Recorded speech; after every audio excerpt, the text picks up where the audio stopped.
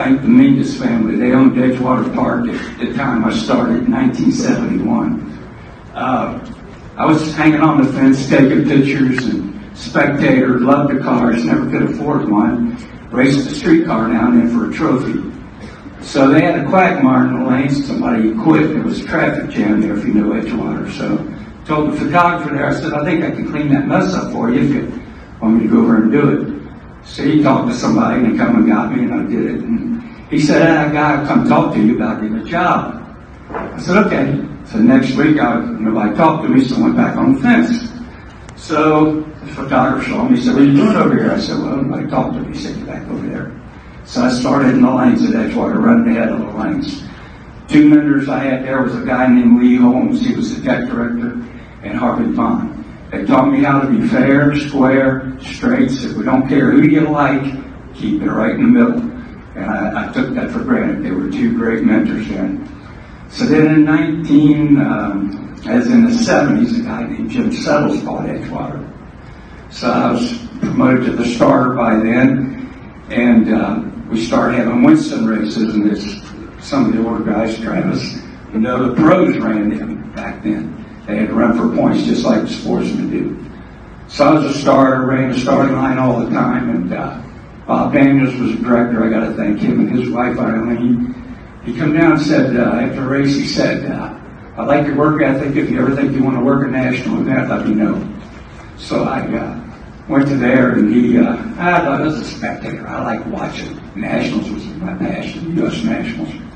So I got in a little fix one year, not in the trouble with the law, but just got in a little turmoil in my life. So I said, hey, is that opportunity still standing? He said, sure does. So in 1978, he called me and said, I need you to work at Spring Nationals in Columbus. So that was my first national event. So I worked in Nationals and worked at Spring Nationals. So then we changed division directors and moved forward. We had Keith Farrell. Got to thank Keith and his wife for giving me the chance to be a division starter. I believe it was 81, 82, Super Gas became a class at the Nationals and the points meets. So they were having trouble with starters. I don't know if anybody knows the history, but Nick Irucci and Bill Jackson had a staging problem, and they threw both of them out. So they had to have starters called deep stage. They called it because it was illegal.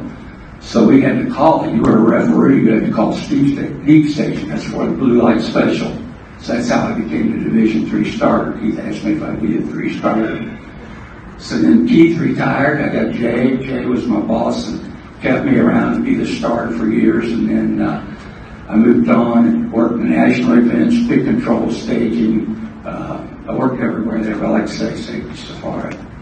There's so many people to thank. I met so many people in this world. Everybody's great out here. We all know the world's upside down, but this is one safe haven. I feel in my lifetime helped me get through this world. I could go to work a race, and you're in another whole different atmosphere. I'm getting away from all my notes. I know I got to Jay.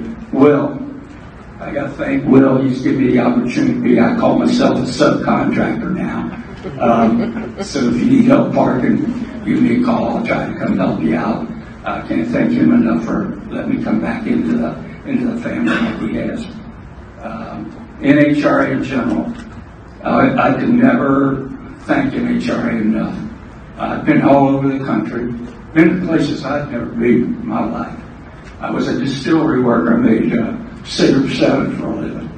And to be able to see Monument Valley, Tombstone, be in California, Seattle, you name it, national event. I've worked everyone but Virginia and the original Cajun Nationals. So it's been a real honor. Certification team, they don't get enough credit.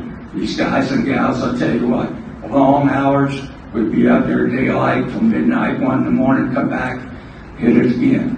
They don't get enough credit for what they do. They just fabulous people to work with. We've all helped each other laugh and just have a great time. It's so good. One person I got to really thank in my lifetime, I met her about 20 years ago, is Miss Faye. She's put up with me for 20 years. Only person I ever met. There's a song by Hank Jr., what was that song? Says, I know some ladies and I drank Jim Beam.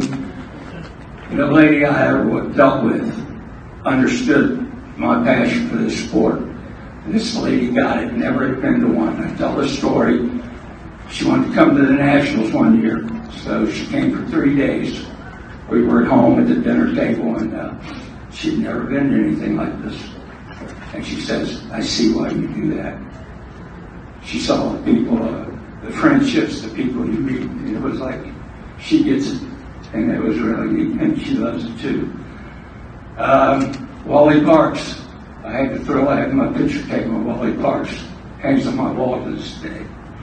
Buster Couch, another big feat. I got to work with Buster Couch, best damn starter in the country. And there's so much more to say, but I do have, if it's okay to give a plug. Getting dry mouth. I am starting a podcast. It's called Redman in the House. Podcast. It'll be on YouTube. We're going to do the history of drag racing, have fun with it, have people there and stuff, and we want to have fun with it. It's not the technicalities, all that, whatever. It's the fun, the history, the cards. There'll be pictures. I want people to chime in, and I'll try to get more stuff out if you want to follow my life. So I appreciate the award. I can't thank Will, whoever was all involved in this. This is a song by Vince Gill. I'm a big music buff.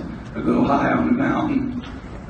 This is it. This is the mountain. So appreciate everybody. Thank you. And congratulations to everybody out there on your wins.